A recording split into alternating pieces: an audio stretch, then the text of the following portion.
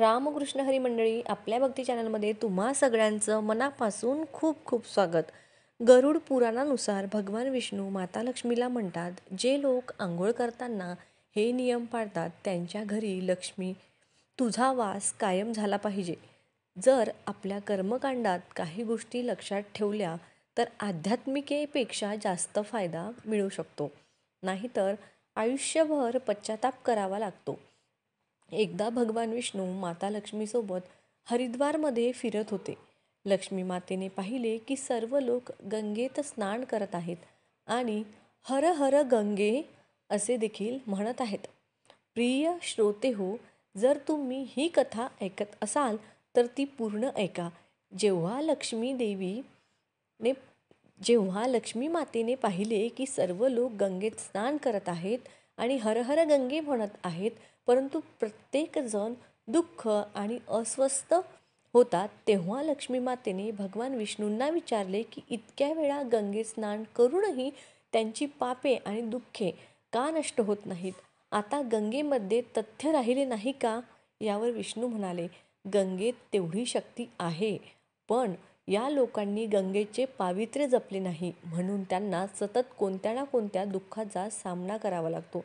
जर ते गंगेचे पावित्र्य जपत नाहीत तर त्यांना फायदा कसा होणार?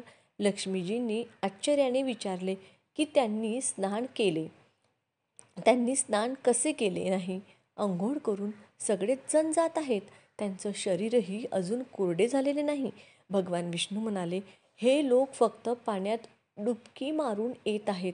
मी उद्या त्याचे रहस्य सांगेन. नदीजवळ एक मोठा खोल खड्डा होता आणि भगवान विष्णूंनी लीलेतून म्हाताऱ्याचे रूप धारण केले आणि त्या खड्ड्यात जाऊन पडले.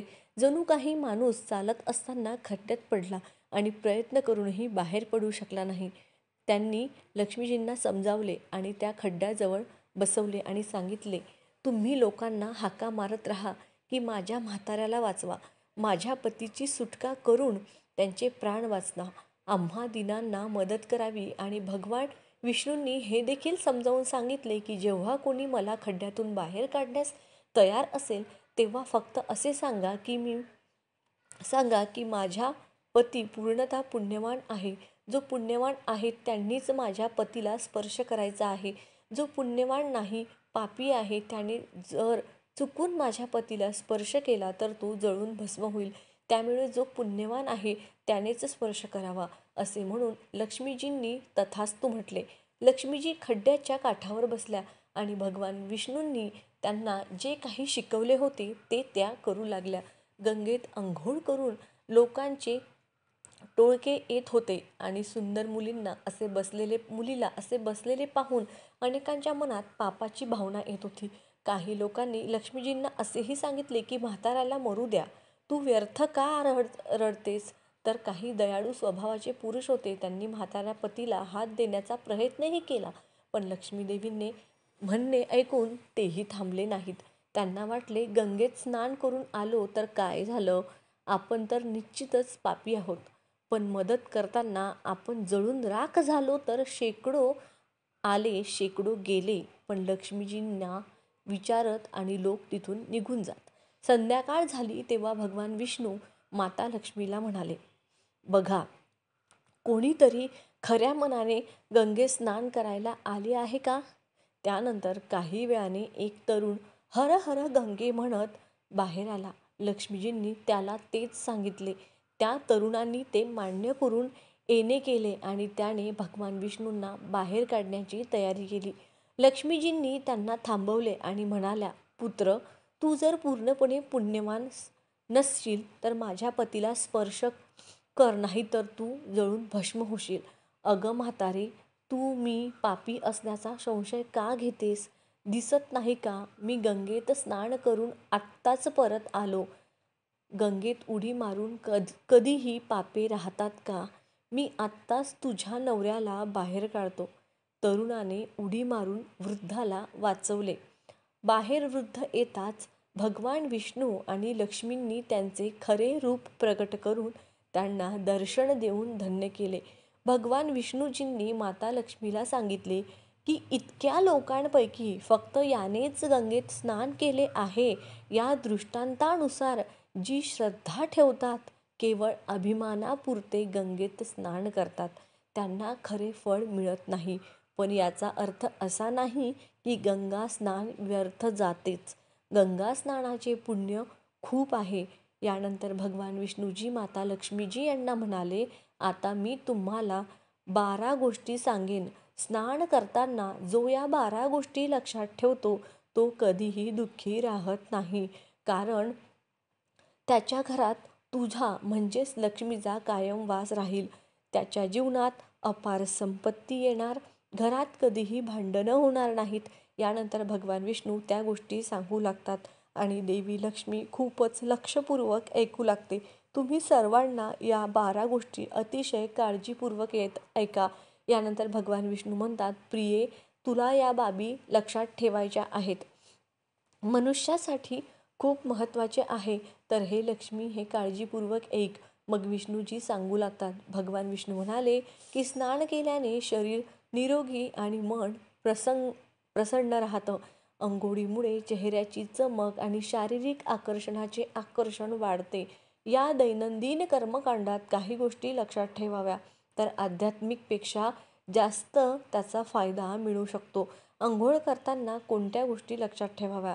सगळ्यात आधी नंबर 1 म्हणजे स्नान केल्यावर, शुद्ध झाल्यावर आपण पूजा वगैरे सर्व कार्य करण्यास सक्षम होतो. म्हणून सकाळी स्नान करावं. दुसरं म्हणजे स्नान केल्याने हे गुण प्राप्त होतात असे शास्त्रात सांगितले आहेत. सौंदर्य, शुद्धता, आरोग्य आणि निरागसता आणि बुद्धिमत्ता. तिसरं म्हणजे ज्यांना संपत्ती आणि आरोग्य हवे आहे त्यांनी प्रत्येक ऋतूत आणि दररोज स्नान करावे. कारण घाणेरडे व्यक्तींकडे कधीही लक्ष्मी टिकत नाही. लक्ष्मी काढता पाय घेते. 4 नंबर म्हणजे सकाळी स्नान केल्याने पापे नष्ट होऊन पुण्य मिळतं असे शास्त्र सांगितलं आहे की सकाळी आंघोळ करणाऱ्या अवतीभोवती नकारात्मक शक्ती फिरत नाहीत. त्यामुळे सकाळी आंघोळ करण्याचा सल्ला दिला जातो.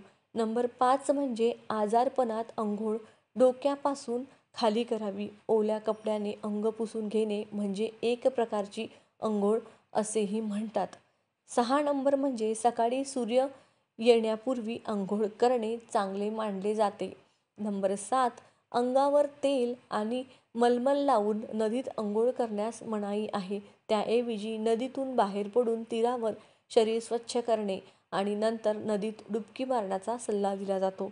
घाटावरील पाणी. नंबर 8 घाटावरील पाणी ज्या ठिकाणी कपडे धुतात ते अशुद्ध मानले जाते. त्यामुळे तिथून काही अंतरावर स्नान करावे. जिथे कपडे धुतात तिथेच स्नान करू नये. नंबर 9 नदीत आंघोळ केल्यानंतर लगेच सूर्याला अर्घ्य द्यावे. हे अतिशय पुण्याची बाब आहे. व्यक्तीच्या जीवनात कधीही संकट येत नाही. सूर्यनारायण अशा व्यक्तीवर प्रसन्न राहतात.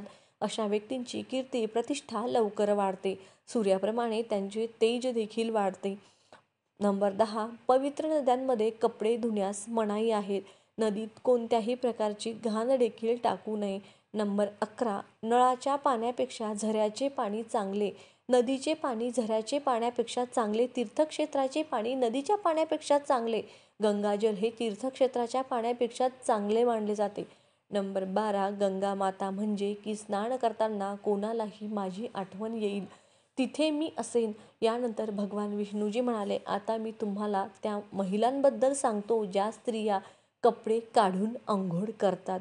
हिंदू धर्मग्रंथांमध्ये प्रत्येक गोष्टीसाठी विशेष नियम बनवलेले आहेत. यापैकी एक नियम अंघोळी संबंधी आहे. सामान्य माणसाने शास्त्राचे नियम पाळलेच पाहिजेत असे मानले जाते. त्यामुळे त्यांच्या घरात सुखसमृद्धी राहते, सोबत अमाप संपत्ती येते. माता लक्ष्मी प्रसन्न होते. वास्तविक अशा अनेक गोष्टी आपल्या धर्मग्रंथात लिहिल्या आहेत ज्यांचे आपण शतकानुशतके पालन करत आलो आहोत. पण तरीही त्यांच्या कारणांची संपूर्ण माहिती आपल्याकडे नाही. अशा नियमांपैकी एक म्हणजे सतत आंघोळ करणे. तुम्ही अनेकदा घरातील वरील स्नानाचे नियम ऐकले असेल की कधीही कपड्यांशिवाय म्हणजेच नग्न अवस्थेत आंघोळ करू नये. जर आपण पौराणिक कथांबद्दल बोललो तर विवस्त्र स्नान करण्यास मनाई आहे. मनाई करण्याचेही एक कारण आहे. भगवान श्रीकृष्णाच्या काळाशी संबंधित आहे. पौराणिक कथेनुसार एकदा गोपिका सरोवरावर स्नान करत असताना त्या विवस्त्र होत्या. तेव्हा बाळकृष्णाने गोपिकांचे सर्व वस्त्रे लपवून ठेवली होती. त्यावेळी जेव्हा भगवान श्रीकृष्णांनी त्यांचे वस्त्र लपवली आणि गोपिका त्यांची वस्त्र परत घेण्याची प्रार्थना केली, तेव्हा श्रीकृष्णाजींनी त्यांना समजावले की कपडे घातल्याशिवाय कोठेही स्नान करू नये.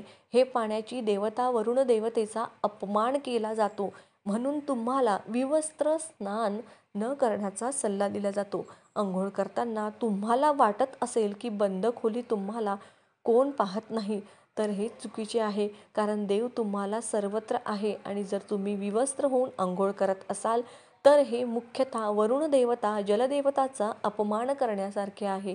विवस्त्र अंघोळ केल्याने तुम्ही पापी होत आहात आणि धार्मिक, आर्थिक, शारीरिक नुकसान करून घेत आहात.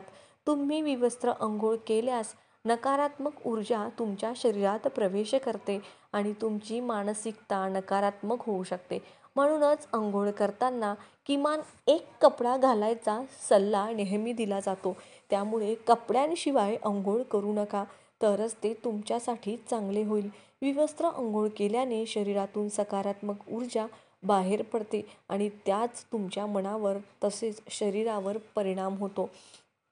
गरुड पुराणानुसार जेव्हा तुम्ही स्नान करता तेव्हा तुम्ही मृत पूर्वज तुमच्या आसपास असतात आणि ते तुम्हाला अशा स्थितीत पाहून शाप देत असतात, ज्यामुळे व्यक्तीचे सामर्थ्य संपते आणि आनंद नष्ट होतो.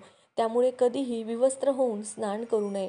पुराणानुसार अंघोळीचे पाणी पितरांना जाते आणि नग्न अंघोळ करणे म्हणजे वडीलधाऱ्यांच्या समोर कपड्यांशिवाय अंघोळ करणे असे मानले जाते. शास्त्रात अशी श्रद्धा आहे की जर कोणी विवस्त्र अवस्थेत स्नान केले तर देवी लक्ष्मी त्यांच्यावर नाराज होऊ शकते.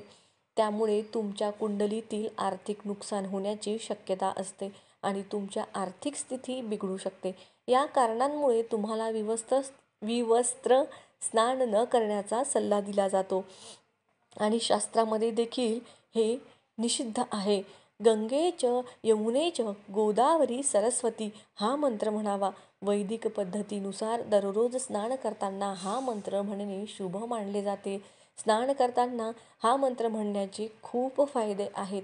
या मंत्राचा जप केल्याने स्नान केलेल्या पाण्यात सर्व तीर्थ आलेली मानली जातात.